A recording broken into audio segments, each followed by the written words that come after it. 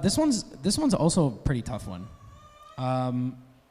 What does God say, the God and the Bible say about assisted suicide? Assisted suicide. So you may want to preface what. Yeah, what is it? What is? Yes. Yeah, exactly. Yeah, assisted suicide is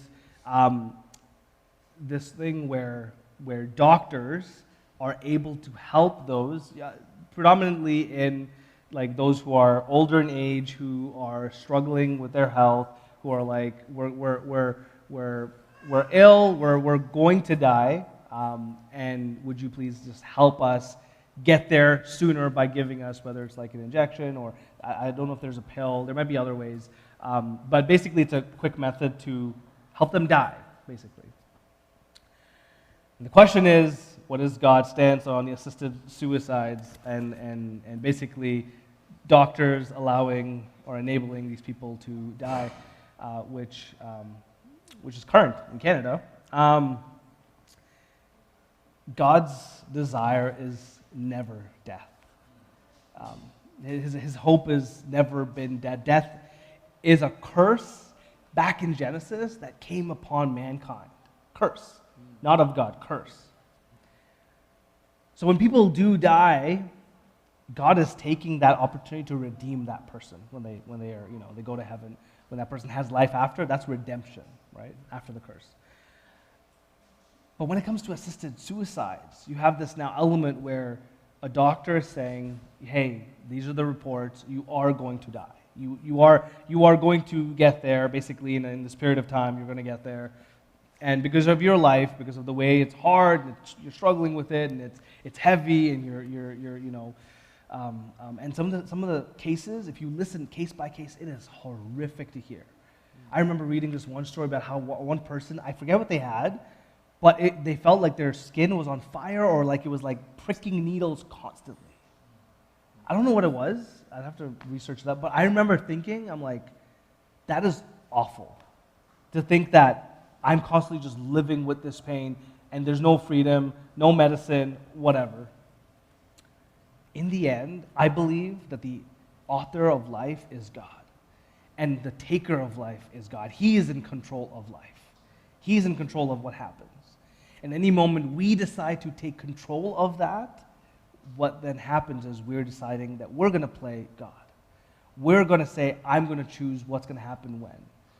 A question that I will just throw out there that, is kind of like just like a layup, so to speak, right? Is how do we know if God was not going to redeem that person, heal that person? What opportunity have we given in that situation? Sure, they might not have faith, they might not have any sort of belief in God, but I'm saying you're asking me about what my God says, I'm telling you what my God says. You want to talk about it from a non-Christian point of view, then I have no answers for you because it's the reason why I'm not a non-Christian. I have no answers if I don't believe in Jesus. I have none. But as a believer in Jesus, as believers in Jesus, we have to set our hope in Him. Even in pain, even in toil, even in struggling, in everything. Because assisted suicide for something physical that a doctor can prove, that's one thing. How many times have we heard of or heard stories of people with heavy emotional baggage and damage on the inside that no doctor can evaluate and see? And those people still have to live with it. At what point will our culture go, you know what, if you feel like it, we can assist your suicide. You don't even need physical needs. You feel it, and so, you got a psych test and all of that, then you're good.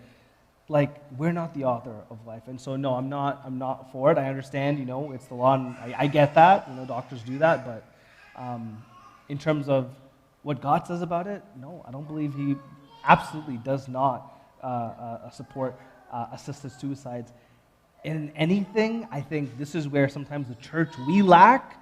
This is where we should be stepping up and, in fact, praying even harder for those situations. Those people, if they're in our community where we're like, we know of, and they have been struggling and they have been hurting, and in fact, they're getting up there and now they're even considering this because of the toil and the ache and the pain. Like, we as a church have to rally. We have to be better prayer warriors for those situations as well. So, sorry, long-winded answer to, yeah. Okay. So then what does that mean about like treatments? Say that again? So like treatments, like going to the hospital to get something treated or going to a walk-in clinic. So like how does that apply there? Because that's technically us having an impact, right? Well, that's not at least taking away our life. You know, if you were to tell me that you were going to start taking things that were going to eventually kill you or take your life away, like you were going to end, then no, that's doing the opposite of trying to help you, right? Like taking a Tylenol, you know, taking an Advil, you know, like my wife's super pregnant and gonna pop any day now. I think she's out with Mila. You ask her if she wants the anesthetic. No, absolutely she wants it. She's just like, how can I do this without it, right? Like, and I can't even imagine how they do it. Anyhow, okay. All of that said, no, absolutely. In those ways, if we're able to you know, help our lives to stay healthy, to get better, to feel better, to do good, then we should. It's wise to use those things to help our lives, you know, get better. But in assisted suicide, in that situation, it is taking away that person's life entirely, which is why that is not helpful. And I would encourage, like, if there's anything that someone's taking that is harming them and not actually there to help them, like, you know, that's also not good. You know, I'll give one example. My dad is not here today, but I think he's probably watching online. With his current condition that he had to take a specific pill. I don't remember what the name is, but it has terrible side effects. Now, he had to take it so that it wouldn't cost him his life. But the side effects are something that he's struggling with now every single day. So it's kind of like, well, should he have taken it? Well, we prayed. We were praying over the situation. Even till today, I prayed that this would go away. Praying faithfully, you know.